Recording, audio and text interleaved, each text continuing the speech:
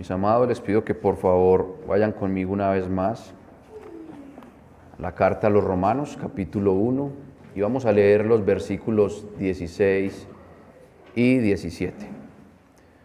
Carta a los Romanos, capítulo 1, versículos 16 y 17. Y voy a leer a favor de ustedes estos dos versículos que son claves en todo el estudio de la carta a los Romanos. Básicamente, en toda la exposición vamos a hablar del Evangelio, que es el tema principal, pero vamos a estar desglosando estos dos versículos en toda la carta con sus implicaciones prácticas. Dice así la palabra de Dios: porque no me avergüenzo del Evangelio, porque es poder de Dios para salvación a todo aquel que cree, al judío primeramente y también al griego. Porque en el Evangelio la justicia de Dios se revela por fe y para fe, como está escrito: mas el justo por la fe vivirá. Vamos a orar. Padre, te damos gracias por tu palabra, Señor. Te damos gracias por esta porción que es un tesoro en medio de tu palabra, Señor. Suplicamos gracia abundante para predicar este texto. Suplicamos gracia para el predicador que es débil. Suplicamos gracia para la iglesia que es miope. Suplicamos gracia de lo alto, porque solamente así podremos recibir las riquezas de la gracia que hay en este texto, Señor. Danos pues la sabiduría para hacerlo, el temor para ser fieles a ti, a tu palabra. No queremos errar, oh Dios, al enseñar tu palabra. Y no deseamos, oh Dios, estar despreciando lo que dice tu palabra. Por los méritos de Cristo oramos, confiando en que tú harás. Amén.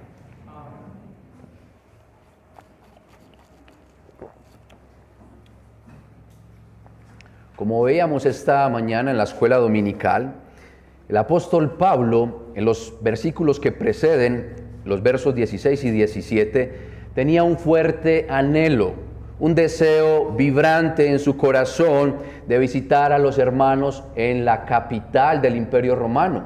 Él tenía un fuerte deseo de ir a Roma. Y eso es muy evidente porque tenía oraciones ininterrumpidas constantemente por estos hermanos, donde suplicaba a Dios por la posibilidad de visitar a estos hermanos. Pablo describe ese anhelo como algo muy intenso en su corazón. Quería conocerlos, pero además quería entregarles como apóstol algún don espiritual para confirmarlos, consolidarlos en la fe, ya que la iglesia de Roma era la iglesia más distante del resto de las iglesias y tampoco tenía el acompañamiento de un apóstol como las demás iglesias de Oriente. Entonces el apóstol Pablo veía la gran necesidad de ir a Roma, confirmar a los hermanos, consolidarlos, abrazarlos y decirles: Jesucristo a través del ministerio apostólico está con ustedes. Y Pablo sabía que ese deseo hacía parte también de una obligación que le era impuesta, porque en el versículo 14 él dice: soy deudor. Jesucristo me entregó algo que no es mío, es de Dios, es el contenido del Evangelio, la vida, la muerte, la resurrección de Jesucristo que salva a los pecadores que creen en Él. Él me dio eso, pero no es mío, es de ustedes. Y es de los gentiles, y yo tengo que ir a entregarles eso que no es mío. Tengo una gran obligación, soy deudor, no me pertenece ese evangelio, tengo que entregarlo. Y por eso Pablo también estaba obligado, además de estar interesado y con un fuerte deseo de ver a estos hermanos. Y en nuestro texto Pablo anuncia las razones de esa urgente visita y ese ferviente deseo de ir a Roma y después ir a España.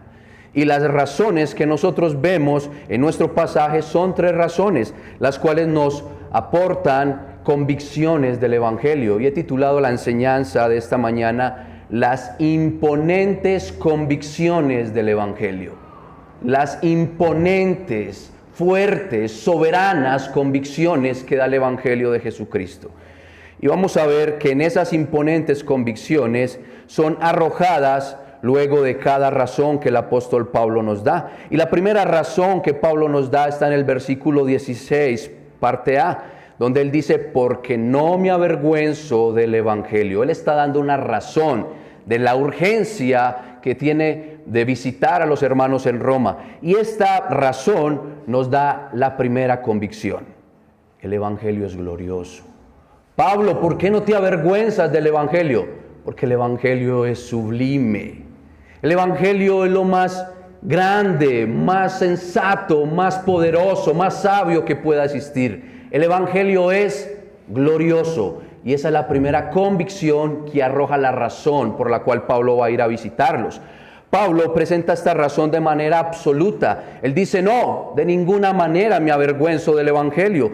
Y deja claro que él no es ningún cobarde, que él no está vacilando en esa fuerte determinación de anunciar el Evangelio a los romanos, porque en él no hay un sentimiento de timidez, de vergüenza o de cobardía para impartir este supremo encargo. Ahora, preguntamos a Pablo, preguntamos a la Escritura y preguntamos en el contexto que Pablo está, ¿existía la posibilidad de que alguien se avergonzara del Evangelio? La respuesta es absolutamente sí. Pues el mismo Señor Jesucristo nos da una razón y Él nos dice que avergonzarse del Evangelio es una realidad en la cual puede caer un cristiano. Es una tentación. Avergonzarse del Evangelio es una tentación, es una realidad latente en la cual puede caer un cristiano. Nuestro Señor Jesucristo, enseñando acerca del costo y las implicaciones del discipulado, advirtió que existía esta tentación de la vergüenza de Él y de su Evangelio.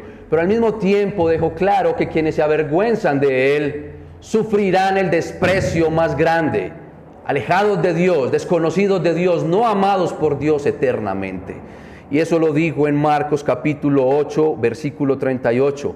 Porque el que se avergonzare de mí y se avergonzare de mis palabras, dice Jesucristo, en esta generación adúltera y pecadora, el Hijo del Hombre, es decir, Jesucristo, se avergonzará también de él cuando venga en la gloria de su Padre con los santos ángeles. Es una realidad de que alguien puede caer en la tentación de avergonzarse de Cristo y su Evangelio. Pablo le advirtió a su discípulo amado Timoteo y le dijo, mucho cuidado Timoteo, mucho cuidado. Las implicaciones de ser cristiano, el ministerio, te pueden conducir a ser un cobarde, y más que eres un hombre joven en el ministerio. Así que mucho cuidado, no te avergüences del Evangelio. Primera Timoteo capítulo 1 versículo 8 le dice, por tanto Timoteo, no te avergüences de dar testimonio de nuestro Señor, ni de mí preso suyo, sino participa de las aflicciones del Evangelio, según el poder de Dios, por lo cual asimismo padezco de esto. Con esto Pablo le está diciendo a Timoteo, mira Timoteo, no tienes por qué avergonzarte del Evangelio, porque es que el Evangelio es glorioso, es sublime, y no importa que tengas que padecer por el Evangelio, pues ya Él te libró de la mayor deuda que tenías, la condenación eterna. Eras deudor y enemigo de Dios, y por el Evangelio eres reconciliado con Dios. Así que no te avergüences de eso que te ha dado la salvación.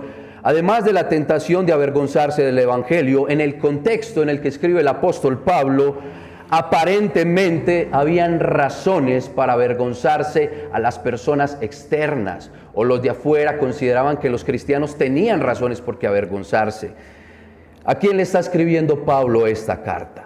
A los hermanos que están en Roma. ¿Qué importancia tenía Roma en este momento de la historia? Lo aprendíamos en la escuela dominical. Roma era nada más y nada menos que la capital del superimperio romano. Roma era sinónimo de orgullo, era un símbolo de supremacía para los hombres.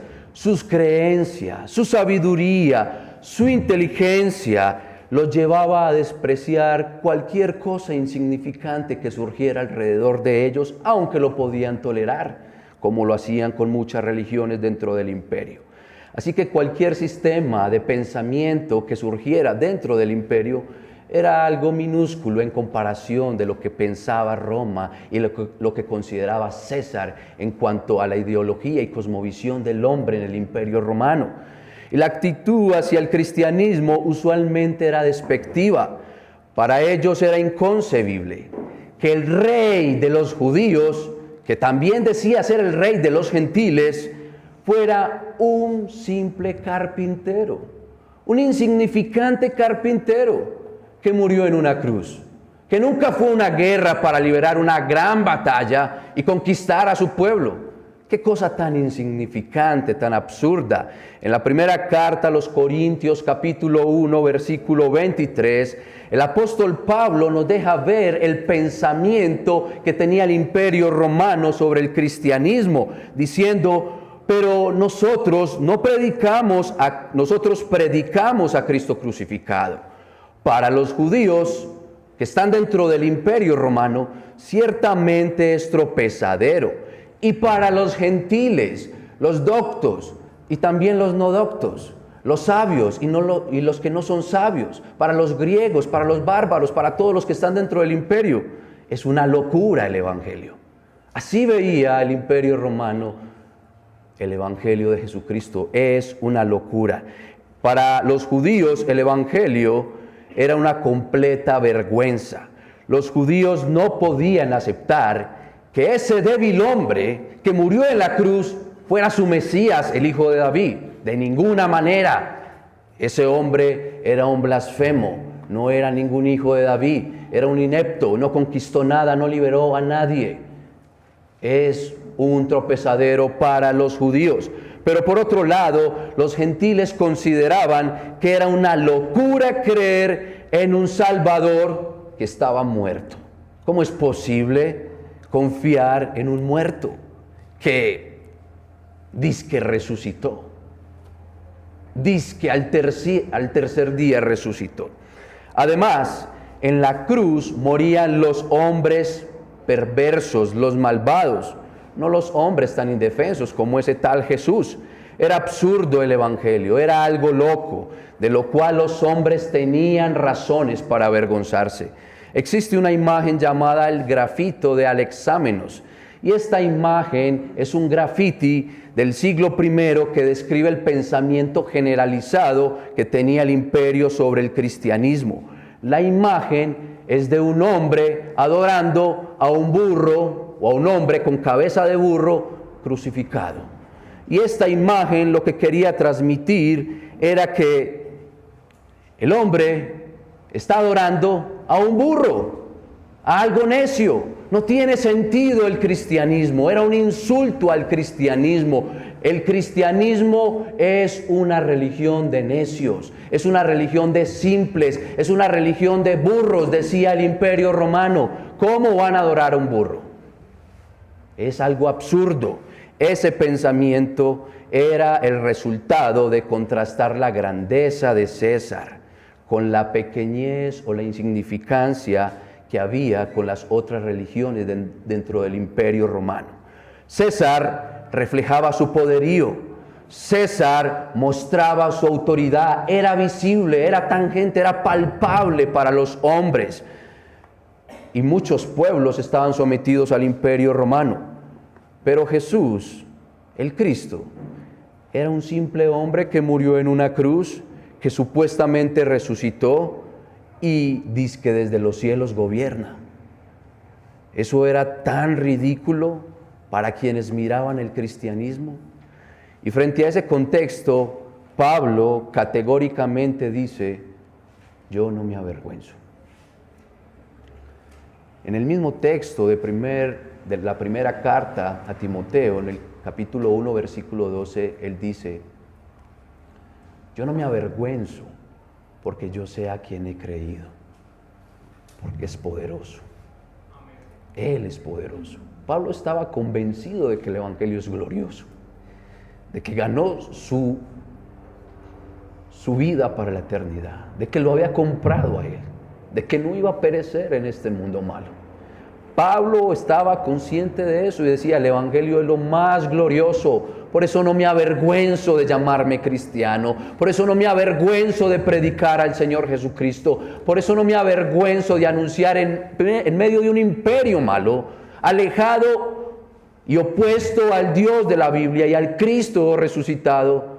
Yo no me avergüenzo de esto. Ahora, nosotros debemos recordar que Pablo no era ningún burro iletrado.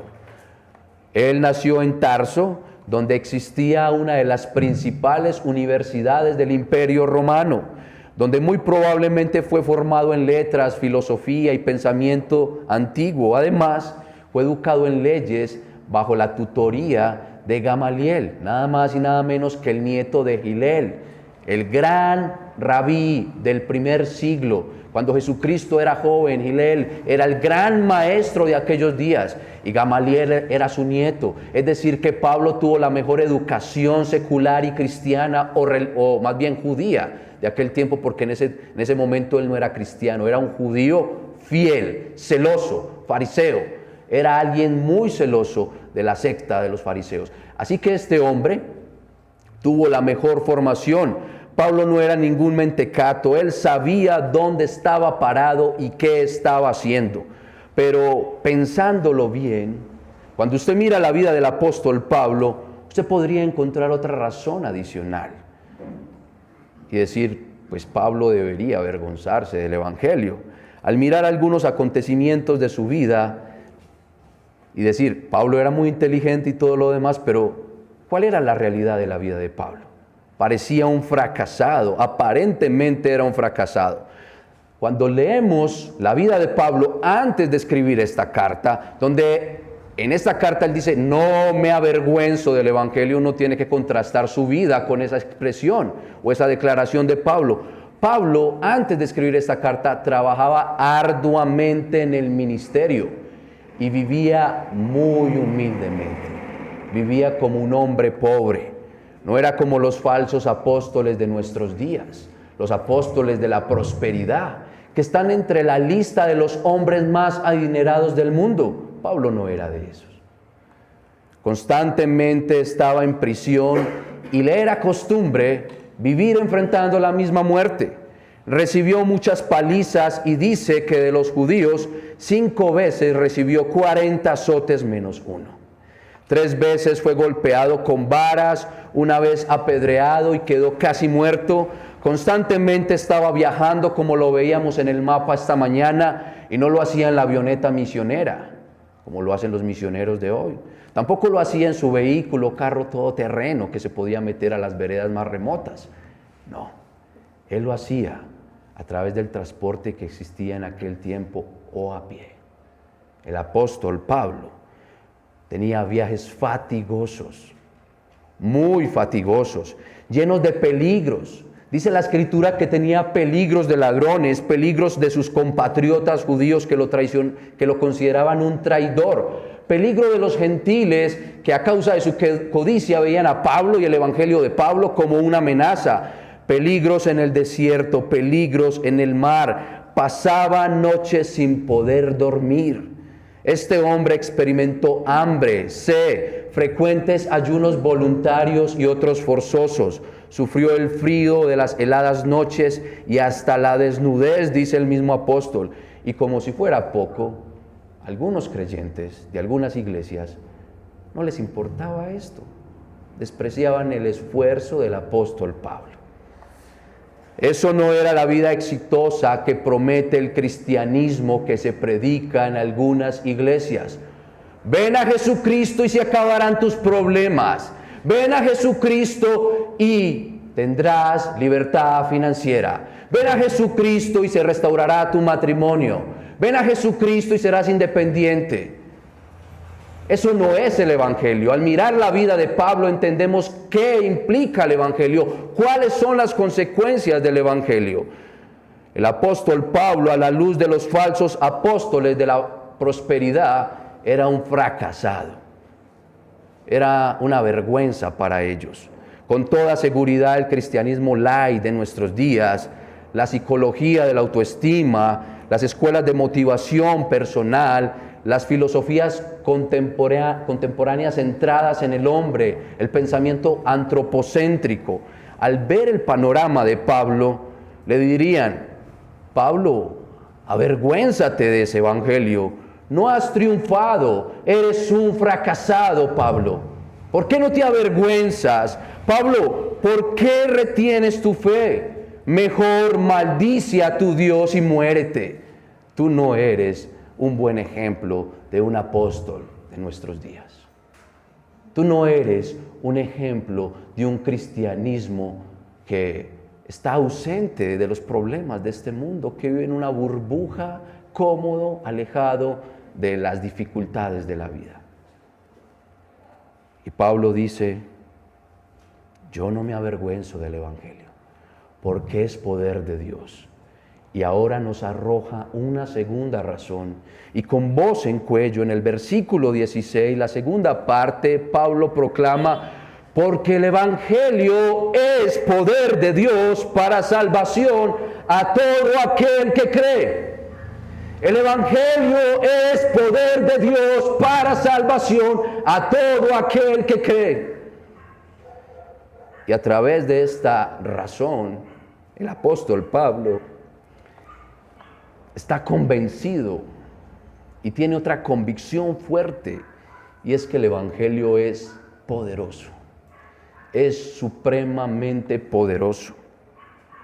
Pablo dice que el evangelio es poder, dunamis, es la palabra en griego. Y de esta palabra se deriva la palabra en nuestro idioma dinamita. Y es empleado por Pablo para describir la capacidad exclusiva y soberana de Dios para salvar. Ahora, ¿para salvar de qué, Pablo? Porque es poderoso. ¿Y para salvar de qué? Bueno, resulta que Adán y Eva, cuando pecan, toda la raza humana queda destituida de la gloria de Dios, queda sometida bajo la ira de Dios, quedan dominados por el pecado. Todo hombre desde que nace está inclinado a hacer lo malo, es esclavo del pecado. Además, es gobernado por la influencia de Satanás. Y Pablo dice: se necesita el evangelio todopoderoso para librar al hombre de su miseria real, de la miseria en que vive el hombre. El hombre vive en una miseria, así crea que no. Así considere que no. El hombre es un miserable, espiritualmente está muerto, alejado de la gloria de Dios, sometido a la ira de Dios. El día que muera el hombre sin reconciliación con ese Dios, va rumbo al infierno. Y Pablo está diciendo: el evangelio es todopoderoso para librarlos de esa ira, de ese infierno, de ese pecado, de Satanás. El apóstol Pablo es vehemente en lo que dice, porque su conocimiento que adquirió desde jovencito, él no jugaba con el Play, con el Xbox, con lo que se entretienen los jóvenes en su juventud. Él desde muy joven creció conociendo el Antiguo Testamento y estaba saturado de lo que decía el Antiguo Testamento. Y él sabía que lo que decía el Antiguo Testamento no era nada diferente a lo que el Señor Jesucristo había dicho y le había revelado a él. Entonces el apóstol Pablo, con ese conocimiento, sabe que el pecado es destructivo y que del pecado nadie se puede liberar. Solamente el Dios soberano puede rescatarlo. Jeremías capítulo 13, versículo 23 dice: ¿mudará el etíope su piel? ¿De dónde es el etíope? Es de África. Es decir, que su piel es negra. ¿Mudará el etíope, alguien de piel negra, su piel? ¿Le cambiará su piel negra por una piel blanca? Es una pregunta retórica, ya sabemos la respuesta: no. ¿Y el leopardo mudará sus manchas? ¿Es posible que un leopardo cambie sus manchas? No, por naturaleza sus manchas siempre van a estar en el leopardo. Así también, dice el profeta Jeremías, ¿podréis vosotros hacer el bien estando habituados a hacer el mal? ¿Puede el hombre, puede el mortal, por su propia iniciativa, liberarse de su pecado? No, no puede. Es esclavo, es adicto y disfruta el pecado. Se deleita en el pecado, es como el cerdo en el lodo, se revuelca en él. Así es el pecador en su pecado. Vive en su miseria, se revuelca en su miseria y disfruta su miseria. No puede liberarse de su pecado. Es imposible que los hombres hagan lo bueno. Se requiere el poder sobrenatural para cambiar esa naturaleza caída de los hombres. Se tiene que experimentar la salvación. Y Jesucristo, hablando de la salvación, responde la gran pregunta de los apóstoles. ¿Puede acaso alguien ser salvo? ¿Podrá alguien salvarse? Y Jesucristo les dice, para los hombres es imposible. Los hombres no se pueden salvar. Entonces, ¿qué se necesita, Jesucristo? Se necesita el Evangelio de Dios. Mas para Dios todo es posible. Pablo tiene esa fuerte convicción de que el poderoso Evangelio es lo único que espiritualmente puede resucitar un muerto y salvarle de la condenación eterna, del dominio del pecado, del gobierno de Satanás. Y ese Evangelio es tan poderoso que salva a muchos hombres. Es de alcance mundial. No era como el Imperio Romano, que tenía unos límites. El Imperio Romano llegaba hasta ciertos límites. El imperio de Jesucristo es mayor que el de César. Es para todo el mundo. Bien lo dijo el profeta Isaías en el capítulo 45, versículo 22. Mirad a mí y sed salvos, todos, absolutamente todos los términos de la tierra, porque yo soy Dios y no hay más. Soy el soberano y soy el único que da salvación. Pero hay una condición que presenta nuestro texto y dice, a todo aquel que cree o que pone su fe, su confianza en Jesucristo. Y esta confianza, esta fe de la que habla el apóstol Pablo, es la convicción de que por la muerte de Jesús todos mis pecados son perdonados. Soy perdonado de todas mis infracciones. Es la garantía de que estaré en la eternidad junto a Él. Es la capacidad que el Dios mismo nos da de abandonarnos por completo sobre sus manos, descansar en Él y saber que nada ni nadie nos va a separar de Él. Esa es la fe de la que habla Pablo, es arrojarme por completo a ese Dios, es la certeza de que así como la gallina protege a los polluelos debajo de sus alas, yo estoy seguro bajo la sombra del Omnipotente, bajo la sombra del Altísimo. Es la garantía de que si en este mundo quedo solo, de que si mi padre o mi madre me abandonan, Jehová con todo me va a recoger. Es la certidumbre de que por gracia abundaré en buenas obras y es la firmeza de que tendré un buen final. Pablo está diciendo que no se avergüenza de ese evangelio porque es glorioso, porque es poderoso. Para todo aquel que cree, para todo aquel que no encuentra nada más en qué desplomarse sino en Jesucristo. Cuando su esperanza no es el dinero, cuando su esperanza no es su cónyuge, cuando su esperanza no es lo material, lo de este mundo, cuando su esperanza es exclusivamente Jesucristo y Él, no más, solo Él, solo Cristo. Esa es la fe de la que habla Pablo. Esa fe, por supuesto, es un don de Dios. No puede brotar voluntariamente de nuestros corazones. Es un don de Dios, como enseña Efesios capítulo 2, versículo 8. Y todos aquellos que por gracia la reciben, experimentan la gloriosa salvación. Pero existe un orden, nos dice Pablo en la última parte del versículo 16. Al judío primeramente y también al griego. Este orden es cronológico, pues fueron los judíos los primeros en experimentar la salvación. Fueron ellos los primeros a quienes se les reveló de manera especial el plan de salvación, las promesas de salvación. Fue a Abraham, a Isaac, a Jacob, a Judá, a David, que se les prometió una descendencia que bendeciría a su pueblo y a muchas naciones. el Señor Jesucristo se prometió desde el Antiguo Testamento al pueblo hebreo. Y por eso cuando Cristo vino, ratificó cuál era la voluntad de la Trinidad, cuál era la economía del Dios Trino, cómo había propuesto ese Dios Trino o había determinado actuar en la historia de la salvación. Y ese Dios Trino se dispuso en primer lugar salvar a los hebreos. En el ministerio terrenal de Cristo, dice la Escritura que Él se concentró inicialmente en las ovejas perdidas de Israel. Y una vez nuestro Señor cumple su ministerio en el territorio judío, le dice a sus apóstoles, antes de su ascensión, inicialmente prediquen el Evangelio en Jerusalén, luego vayan a toda Judea, después vayan a Samaria y finalmente hasta lo último de la tierra. Y de esa manera el Señor Jesucristo ratifica que el Evangelio es salvación primero para los judíos.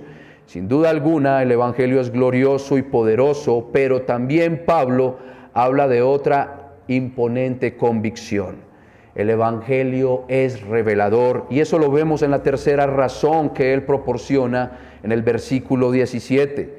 Porque en el Evangelio la justicia de Dios se revela por fe y para fe, como está escrito, mas el justo por la fe vivirá.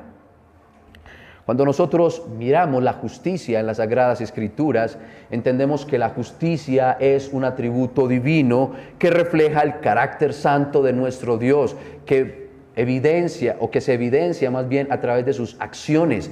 Siempre Dios obra de manera justa y perfecta.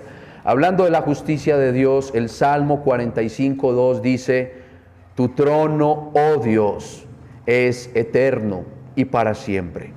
Cetro de justicia es el cetro de tu reino, dando a entender que Dios, el juez del universo, gobierna todo con suprema justicia y su reino, su gobierno se caracteriza por ser un gobierno recto.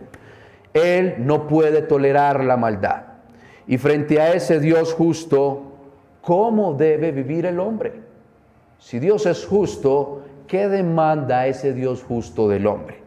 Miqueas, lo leo para ustedes, mis hermanos, dice en el capítulo 6, versículo 8, escuche mi hermano, niño y joven, es importante que usted escuche esto, porque a veces nosotros nos acercamos en oración a Dios o venimos a una iglesia cristiana y decimos, ¿qué quiere Dios de nosotros?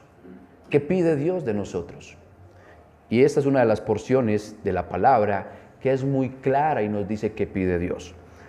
Oh hombre, oh niño, oh jovencito, Él, Dios, te ha declarado lo que es bueno. ¿Y qué pide Jehová de ti? Solamente hacer justicia y amar misericordia y humillarte ante tu Dios. El Dios justo le pide al hombre hacer justicia, es decir, vivir rectamente obedeciendo sus mandamientos conforme a su ley moral, conforme a lo que está escrito en su palabra. ¿Puede un hombre obedecer la ley de Dios? ¿Puede un hombre caminar en integridad delante de ese Dios? ¿Por qué se necesita el Evangelio? Porque es poderoso para librar al hombre que no puede obedecer las exigencias santas del Dios Santo. El mismo autor a los romanos, Pablo, nos dice en el capítulo 3, versículo 10, no hay ni uno. Oigan, ni uno. Esto es alarmante, romanos, esto es alarmante, hermanos. No hay ni uno justo, no hay ni siquiera uno que haga lo bueno y que agrade a Dios. No hay uno. Todos los hombres delante de Dios son malos. Todas las obras de los hombres delante de Dios son trapos inmundos. Son obras asquerosas, así le hagan el favor a otra persona. Si no cumplen con las exigencias del Dios de la Biblia, es lo más putrefacto que se le puede ofrecer a Dios. No hay ni siquiera un hombre que haga lo bueno.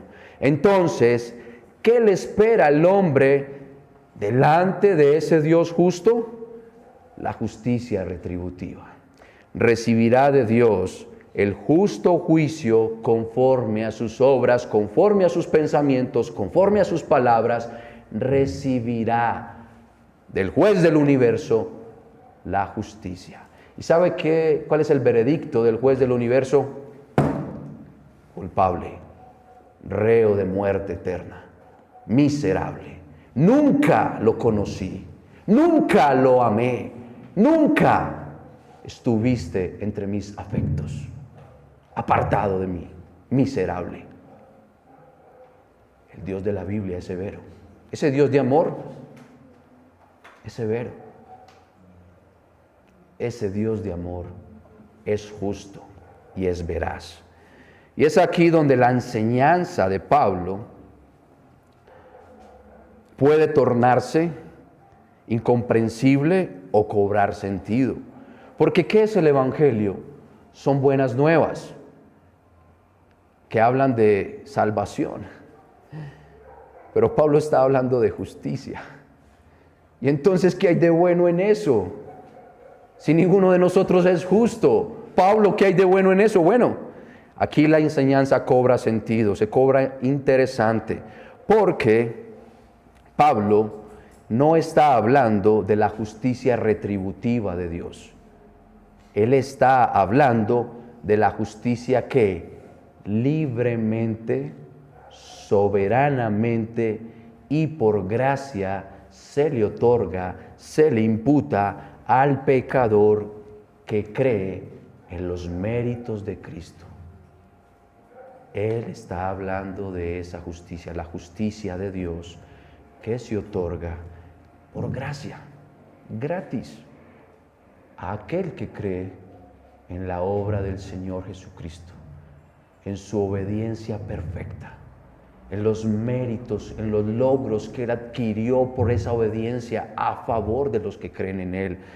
Pablo, en otras palabras, está diciendo que a través de la fe en el Evangelio de Jesucristo, Dios concede gratuitamente su justicia a aquellos que no cumplen la justicia perfecta, pero que creen. La justicia de Dios de la que habla Pablo es un regalo para los que creen. Pablo está diciendo, porque tengo una fuerte convicción. El Evangelio es revelador. El Evangelio es algo que nos permite conocer la gracia abundantemente. Y ese Evangelio revelador nos está diciendo que Dios nos da un regalo. Y ese regalo es su justicia. Y ese regalo es nada más y nada menos que la perfecta justicia de Jesucristo que el Padre gratuitamente concede a los que creen. Y de esa manera el Dios justo satisface sus exigencias de justicia, porque como es juez del universo que no puede pasar por alto el pecado, castiga el pecado de todos aquellos que creen, llevando a su Hijo a morir a la cruz, dándole una muerte atroz por todos aquellos que creen en Él, porque la paga del pecado es la muerte. Así que por la justicia de su Hijo, declara justos a los que creen. Es una transacción lo que Dios hace allí. Dios toma el pecado de los pecadores que creen en su Hijo Jesucristo y les otorga su justicia perfecta. Y la justicia perfecta de Dios es la justicia de Jesucristo, que ningún mortal puede cumplir, solo aquel que es verdaderamente Dios y verdaderamente hombre. Solo Él podía ir a la cruz y satisfacer la justicia perfecta del Dios justo. Y de esa manera acreditarnos a nosotros, darnos a nuestro favor su obediencia, sus méritos, lo que Él adquiere en la cruz. Y allí adquirimos vida eterna y somos declarados justos. Así que el veredicto para aquellos que creen es justificado, justificada. No eres reo del infierno, no irás a la muerte eterna, no eres más mi enemigo, es más, eres mi hijo. Eres mi hijita por la obra de Cristo, por su justicia, por su obediencia. Así que el Evangelio revela la justicia de Dios y esto es una fuerte convicción de que esa justicia de Dios que se revela por el Evangelio es una justicia perfecta para los que creen, para los que depositan su confianza en ese glorioso Evangelio. El apóstol Pablo en Filipenses capítulo 3, versículo 8 y 9, escribió lo siguiente: y ciertamente aún estimo todas las cosas como pérdida por la excelencia del conocimiento de Cristo Jesús. Otra vez Pablo habla de que el Evangelio es glorioso. Mi Señor, mi amo, yo soy su esclavo, por amor del cual lo he perdido todo y no me importa porque lo he ganado a Él. Y lo tengo por basura para ganar a Cristo, que es lo más preciado, que es lo más glorioso, que es lo más hermoso, y ser hallado en Él, no teniendo mi propia justicia, que es por la ley. ¿Por qué, Pablo, no te presentas con tu justicia si tú eras un fariseo celoso? Tú cumplías la ley al detalle. ¿Por qué no te presentas con tu justicia? Porque mi justicia es imperfecta, sino que me presento a través de aquella justicia que es por la fe de Jesús, la justicia que es de Dios por la fe. Pablo está hablando de la misma justicia que Dios otorga por gracia a los que creen. No es algo que está solamente en este versículo, está en todos los escritos del apóstol Pablo. Es increíble, él habla de esto en sus escritos. Y él deja claro que la doctrina de la justificación es a través de la sola fe. Y a través de esa sola fe somos declarados justos. Y esa justicia se revela por fe y para fe, dice el texto, y esta expresión es poco común porque no la vemos en las Escrituras de manera muy clara o de manera muy repetitiva como está escrita acá. Y esta expresión poco común quiere decir que la salvación inicia a través de la fe en Jesucristo, y la salvación, como aprendíamos esta mañana en la escuela dominical, estábamos muy unidos en nuestras enseñanzas, se preserva por esa fe en Jesucristo. La salvación inicia con la fe, la salvación se preserva con esa misma fe. La justicia de Dios se descubre por la fe y la justicia de Dios se retiene por esa fe. Todo el tiempo, desde principio a fin, la salvación que inicia en Cristo, se sostiene en Cristo y descansa siempre en Cristo por la fe en Cristo. De fe a fe, de principio a final, es de fe. Y esto nos deja libres de la carga que a veces nosotros nos montamos encima, las obras para ganar mi justicia. No. Es por la obra de otro y mi confianza en ese otro. Y esa confianza en ese otro va a producir en mí buenas obras. Las buenas obras serán un resultado de esa fe, que tienen que ser consistentes a la obra de Cristo Jesús. Lo que Pablo enseña es que aunque esta fe es revelada a través del glorioso Evangelio, no es algo nuevo. Aunque es revelada por el Evangelio de Jesucristo para los creyentes de ese momento, de ese contexto, es lo que siempre Dios ha declarado en su palabra, y por eso cita un texto del Antiguo Testamento. Dice, ¿cómo está escrito? Pablo toma la escritura, la revelación especial de Dios, para desarrollar la doctrina de la justificación. Pablo no está improvisando, es lo que Dios ya ha dado desde el Antiguo Testamento. Y Pablo cita Habacuc 2:4.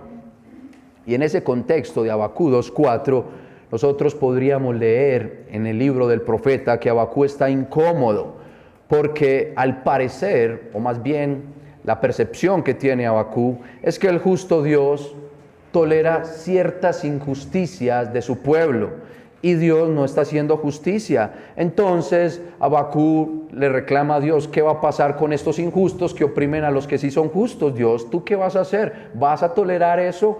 Y Dios le responde: voy a enviar a los babilónicos, voy a enviar a los caldeos, para que ellos sean mi instrumento de justicia y opriman a los injustos del pueblo. Ay, Habacuc reacciona: Señor, pero es que, ¿cómo es posible que tú hagas eso? Si es que los caldeos son más impuros, no tienen la ley, no tienen los pactos, no tienen las promesas. ¿Cómo vas a usar a los injustos para castigar a otros que son un poquito menos injustos que los caldeos? Y en medio de esa incomodidad, lo que expresa Habacuc es lo siguiente: Señor, entonces a través de los caldeos van a morir los justos por el castigo que tú enviarás a todo el pueblo, porque los caldeos no van a llegar a mirar. Tú eres justo, tú no, según la ley de tu Dios. No, los caldeos iban a llegar a asesinar y a llevarse a otros al exilio. Entonces, el profeta Habacuc le dice: Señor, van a caer aquí también los justos. ¿Vas a permitir eso? Y el Señor le responde: no, el justo por su fe vivirá. Es decir, es posible que sea libre y viva del exilio y no sea llevado al exilio, pero si llega a morir, vivirá eternamente, vivirá por fe. Desde allí hay destellos de que la salvación es por fe. El Antiguo Testamento no habla de una salvación distinta a la del Nuevo Testamento. En el Antiguo Testamento el creyente se salvaba mirando al que habría de venir. En el Nuevo Testamento el creyente se salva mirando a aquel que ya vino. Y el Señor declara en su palabra: la salvación es por fe. Y al creer en esa obra del que habría de venir y que ya vino, el hombre sencillamente es declarado justo. A manera de conclusión, hemos visto 3 poderosas razones. No me avergüenzo del Evangelio. Porque es poder de Dios, porque no me avergüenzo del Evangelio, porque es poder de Dios, porque en el Evangelio la justicia de Dios se revela por fe. Y a través de estas 3 razones importantes, el apóstol Pablo desarrolla 3 convicciones muy fuertes.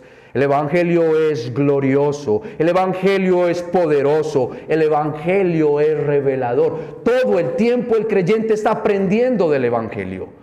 Así, el apóstol Pablo desarrolla pensamientos fuertes, profundos, arraigados en la palabra de Dios, no en lo que él cree, sino en lo que Dios ha dicho. Algunas aplicaciones. Es una pregunta que no debe responder. Usted allí, donde está, medita sobre la pregunta. Mi hermano, ¿crees que tú como creyente te avergüenzas del Evangelio?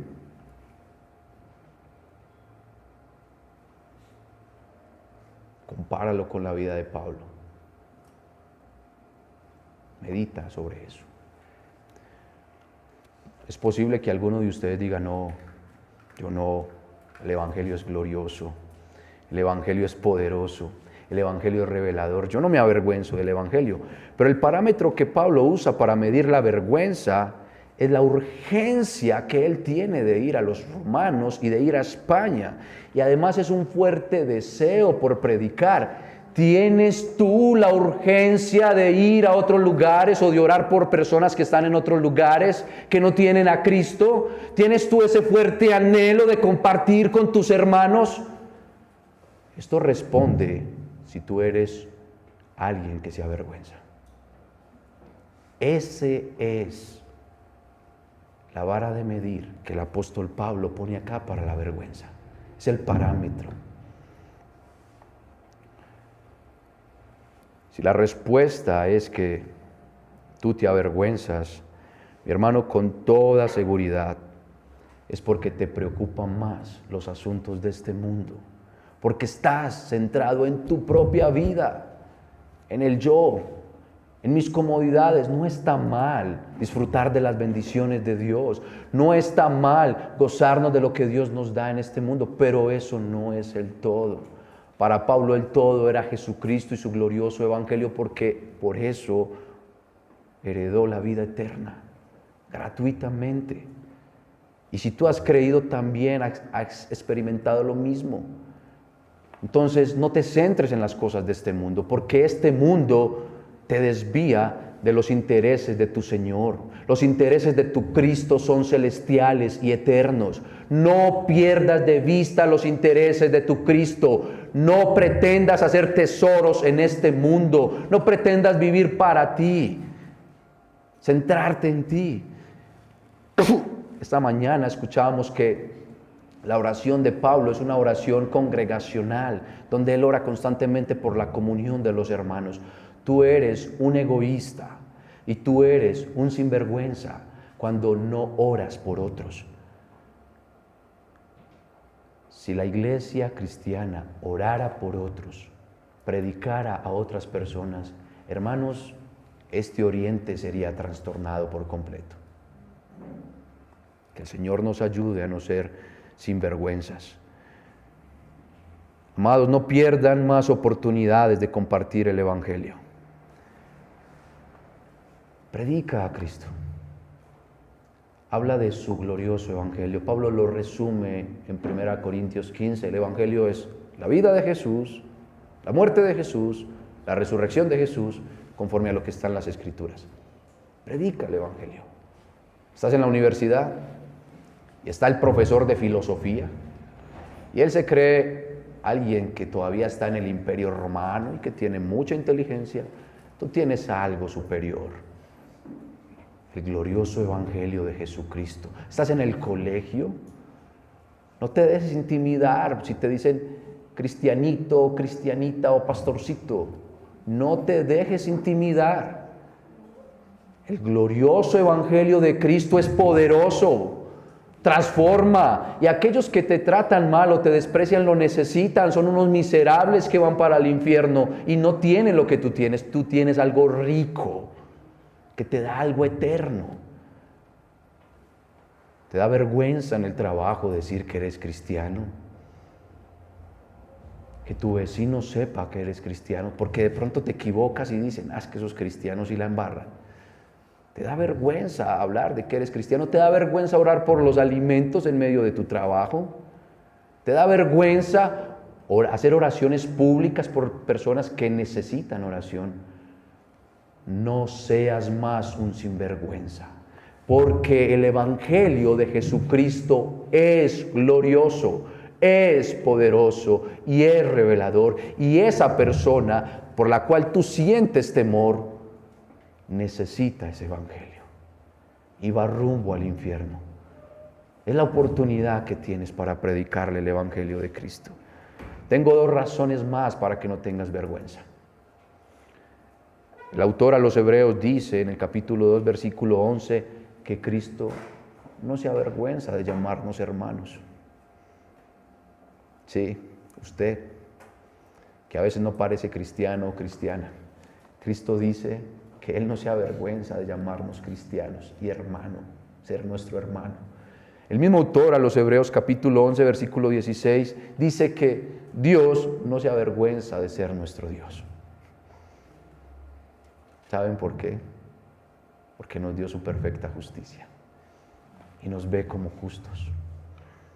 Él no se avergüenza de ser nuestro Dios. A veces nuestros hijos dicen unas cosas tan simples en algunos momentos que uno está en medio de hermanos o en medio de familia o uno mismo o alguien cercano y uno sufre lo que llamamos pena ajena. Ay, ¿cómo es que dijo esto?